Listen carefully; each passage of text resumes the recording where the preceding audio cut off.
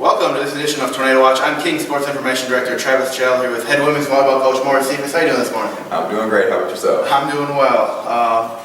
You took over the program from Chris Toomey last spring after he resigned. A long history with his mother Susie and then him for coaching here for 30 years, a prestigious women's volleyball program here. How did spring practice go? You were on staff with Chris for a couple of years. You graduated from here in 2011. How did spring practice go in that transition, and how has the fall been going so far? I would probably say that the spring transition, it went really well. We worked on a lot of different things in practice. We really were trying to develop our players in a lot of different ways. And one of the benefits that I had is that this transition has been rather smooth and not as uncomfortable as I guess some might think, because I had been a part of this program for a little while, and just having that familiarity with the girls and having that familiarity with how the program in itself is run has really helped with that ease of transition. I would never say that I've been uncomfortable in any particular moment. Now, I will say that there has been a lot of new things that have taken place, a lot of new changes, and that's something that we're just rolling with. I don't think a lot of people realize just kind of how much work really goes into this, but that part has been a little bit of a challenge. But we've done really well. Our practices so far in the fall, our girls have come back with a lot of great intensity. They've really been focused and driven, and they have some goals for themselves that they've really been striving to work towards. Yeah, and this year, the program has a very prestigious history. A lot of conference titles. Last year, one of the first ones since becoming Division II members, NCAA Division II members, in Conference Carolinas, split with Belmont Abbey. A record of 32-5. Expectations are almost at an all-time high here going into this season. How do you kind of, what are they looking like this year, and how do you kind of maybe deflate that a little bit going in with, new people, a few new faces, new coach, that whole thing? How is that? I think one thing that our girls and I understand is that every year is a new year. Every year you have different personnel on the team, and it's all about how we can kind of make that personnel fit together and how we make those puzzle pieces go together. And I think that's how our team is approaching it. I think we know that we've set goals for ourselves, and that we really do strive to meet those goals, and that every year is different, and we really have to work, because no one's going to cut us any favors because of how we did last year. No one's going to just roll over for us because of how we did last year. This is a new year. Everyone starts off 0-0, and everyone's working towards that same goal of winning conference, or working towards the same goal of just being the best that they can be. And one of the things that I think has helped with that is that the girls understand that I also set a high expectation for them, and they strive to meet that expectation in practice every day. And going into the roster a little bit here, we'll go position by position. Starting with outside hitters. You returned one of the best in the conference last year in Summer Kramer, 399 kills, was second in the league, I believe, to Schellenberg from Belmont Abbey. And then her kills per set were, again, 3.38%. How is she looking so far in practice? How is that outside hitting group coming together? That whole group has actually really impressed me a whole lot. They've really, I think now that a lot of them are kind of upperclassmen, junior, seniors, they really are trying to take it upon themselves to be leaders for this program, and be leaders for this team. Every single one of them from top to bottom have come in with a great work ethic, just determination, just a drive to really be better. And one thing that I know that we've been really focusing on is just all around being a complete player, not just specializing in one area or another. They're really working on being complete players, and just on those skills that are going to help them be successful. Is there maybe one or two that have kind of caught your eye that maybe surprised you here in the early going in practice? I mean, I think they've all just really done a great job. It'd be hard for me to just single one out right now, because they're all really working really hard to do a great job and contribute to the team. And I think that's one thing that they really do embody, is that we're working hard for the team. So. And then going into the middle, you lose Kelsey Griffiths, who ranked second in the country in attack percentage last year. Could be, it seems like it'd be a big loss, but there is some depth at that position. It seems like with a junior in Grace Underwood, and then a sophomore Sarah Collins, who saw some time last year, and I believe you probably got a couple of newcomers in that position as well.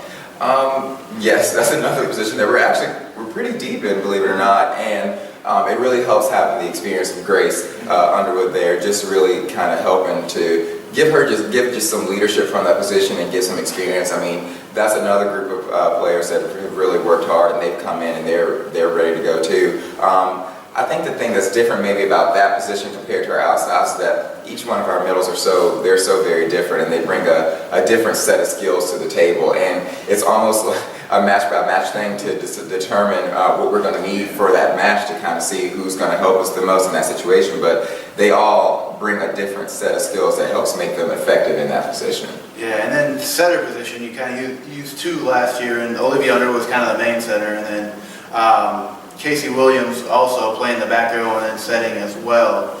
How's that competition going between the two of them? And I would guess that they'll probably split time again, more or less. Yeah, we worked a lot of things specifically with skill work in that position with our setters in the spring, and we've been continuing to pick up exactly where we left off here in the fall with our practices. Our setters have really been striving to work on that hitter-setter connection and just really work on trying to strengthen how we are, going to work together as a team, and they've been really trying to take charge and command our offense. And it's a great problem to have, because at any given moment, any of our hitters from any position could be an offensive threat. And our setters are really learning what kind of sets our hitters like to run and kind of putting them in situations that really help them be successful. So, I mean, again, I guess it's kind of like our middles. It's going to depend on what we need for that match. I mean, both of our setters, they bring something different to the table, and they really have a particular set of skills that's really, personal and special to them. So I guess it's going to depend, but they both are doing a really great job trying to keep the tempo upbeat and really, expect more out of our hitters, kind of setting that expectation for them. And then last but not least is the defense. It's always nice knowing that you got two-time reigning Conference Carolina's Defensive Player of the Year back there playing libero and Peyton Tipton.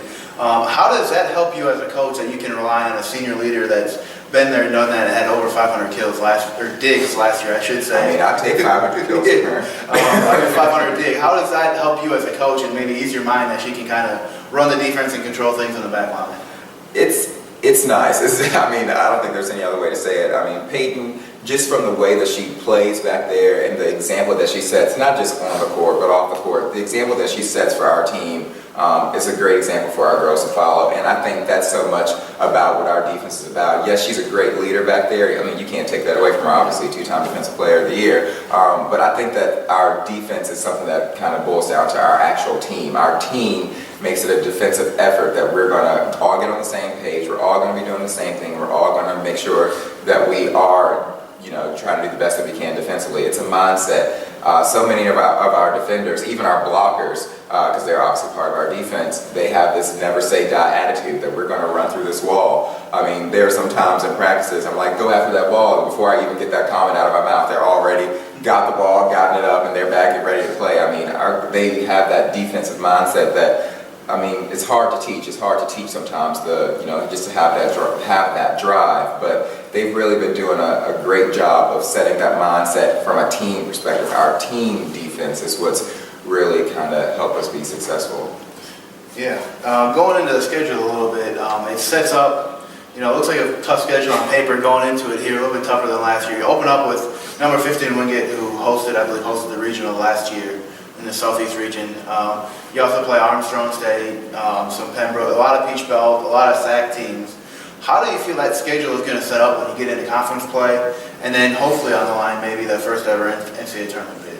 I like the schedule. I like that we've taken on some challenges rather early out of conference, and I think that those tough matches that we have right at the beginning are only going to help make us stronger. I mean, sometimes if you want to be the best, you got to play against some of the best. So I think that's going to really help us to be successful when we come back in conference, because I think, obviously I feel like in some ways, those are going to be goals that our team is going to continue to set throughout the season to help us, strive to be the best. I think that, those matches are going to prepare us. I think those matches are going to help give us some experience that we haven't had in a few years, and again, only help to better us and to help us perform, especially once we get back into conference. Yeah.